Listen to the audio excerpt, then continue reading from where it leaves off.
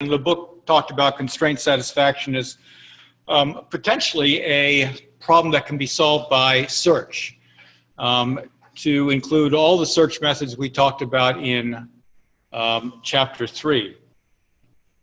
And there's just a couple of things that I want to highlight. It talks about depth-first search being a particularly good search method to use with constraint satisfaction, but with some important caveats. So if we were to really think about how a depth-first search would operate on this very simple problem, we've got 3 variables, A, B, and C.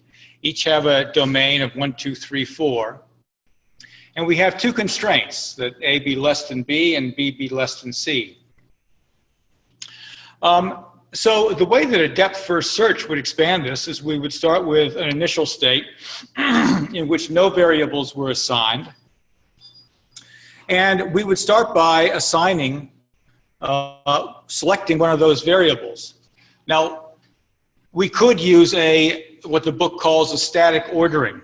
We could always assume that at level 1, we're going to assign A to its various values. And at level 2, we would assign B to its various values. And at level 3, we would assign C to its various values, or some other ordering. But there would be a static ordering, and we would, at each level, like clockwork, do an assignment A, B, C, or something else. But the book mentions that a dynamic ordering might actually be preferred.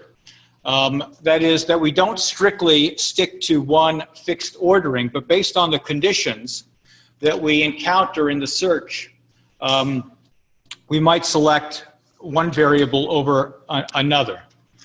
So in this case, in the book's example, for whatever reason, the book has chosen to select variable B for assignment first. And so you can see that one subtree is going to correspond to an assignment where B is equal to 1, another subtree B equals 2, B equals 3, B equals 4. But here we've got the first frontier, which is an assignment of B. Now, why might the algorithm, or why might a dynamic ordering algorithm, search algorithm, have chosen to expand and assign B as the first step in this algorithm? Any thoughts? Probably because it was relevant to more than one constraint. Yeah, I think that's exactly right. In this case, it would make good sense to assign B first because B is involved in the most constraints.